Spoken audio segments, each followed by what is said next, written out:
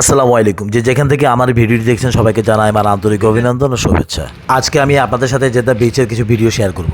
লোহিত সাগরের তীরে অবস্থিত এই শহরটির বিচগুলো পর্যটক এবং স্থানীয়দের কাছে অত্যন্ত জনপ্রিয়। জেদ্দার বিচগুলোকে মূলত দুই ভাগে ভাগ করা যায়। একটা হচ্ছে পাবলিক বিচ, যা সবার জন্য মুক্ত, আর একটা হচ্ছে প্রাইভেট বিচ বা বিচ ক্লাব, যেখানে ফি দিয়ে ঢুকতে হয়। জেদ্দা বিচগুলোর ভিতরে সবচেয়ে জনপ্রিয় হচ্ছে জেদ্দা ওয়াটারফ্রন্ট। এটি জেদ্দার কর্নিশে অবস্থিত। এটি প্রায় 30 কিলোমিটার দীর্ঘ। এখানে হাঁটার জন্য সুন্দর রাস্তা, সাইকেল ট্র্যাক, বাচ্চাদের খেলার জন্য জায়গা এবং রেস্টুরেন্ট রয়েছে। এখান থেকে লোহিত সাগরের সূর্যাস্ত অসাধারণ দেখায়। বিখ্যাত বাসমান মসজিদ বা ফ্লোটিং মস্ক এই কর্নিশ এলাকাতে অবস্থিত। দ্বিতীয় জনপ্রিয় বিচটির নাম হচ্ছে আল সাইফ বিচ। এটি জেদ্দার দক্ষিণ দিকে অবস্থিত একটি জনপ্রিয় পাবলিক বিচ।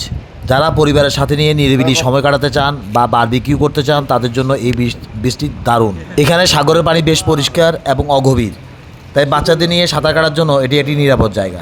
জেদ্দার তৃতীয় জনপ্রিয় বিচটির নাম হচ্ছে অবহুর বিচ। এটি জেদ্দার উত্তর দিকে অবস্থিত। এই এলাকাটি সামুদ্রিক খেলার জন্য বিখ্যাত। এখানে জেট স্কি, ইয়ট এবং নৌকা ভ্রমণের সুবিধা রয়েছে।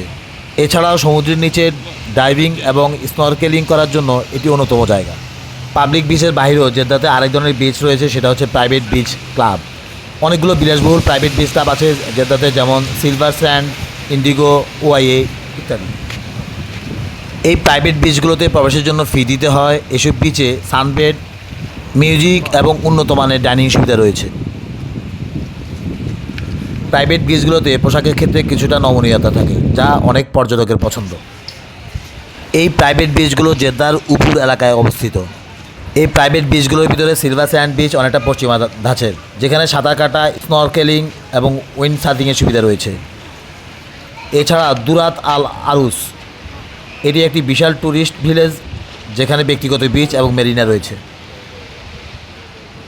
এছাড়াও জেদ্দায় আরও একটি বিচ রয়েছে, যার নাম হচ্ছে থুল বিচ।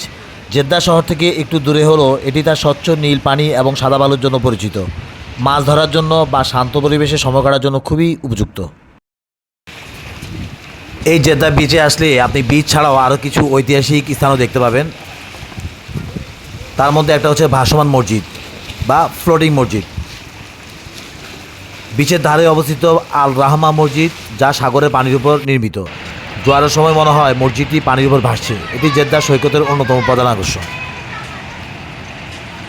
এছাড়াও রয়েছে কিং ফাহাদ ফাউন্টেন। এটি বিশ্বের দীর্ঘতম পানির ফোয়ারা, যা কর্নিশের যে কোনো জায়গা থেকে দেখা যায় এবং রাতের বেলা এর সৌন্দর্য আরও বহুগুণ বেড়ে যায়।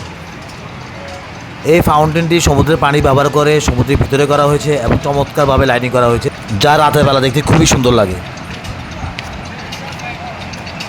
আপনাদের জন্য ছোট্ট একটা টিপ দিয়ে রাখি, এখানকার পাবলিক বিচে ঘুরতে গেলে শালীন পোশাক পরা ভালো, তবে প্রাইভেট বিচ ক্লাবগুলোতে সাঁতারের পোশাকের নিয়ম আলাদা হতে পারে। এখন কথা হচ্ছে আপনি কখন যাবেন। বিচে যাওয়ার জন্য বিকেল বা সন্ধ্যার সময়টা সবচেয়ে আরামদায়ক, কারণ দিনের বেলা প্রচণ্ড রোদ থাকে এবং অস্বস্তির ভিতরে পড়বেন আপনি। তাই সন্ধ্যা বা বিকেলের দিকে গেলে আপনার জন্য সবচেয়ে উপযুক্ত সময় হবে।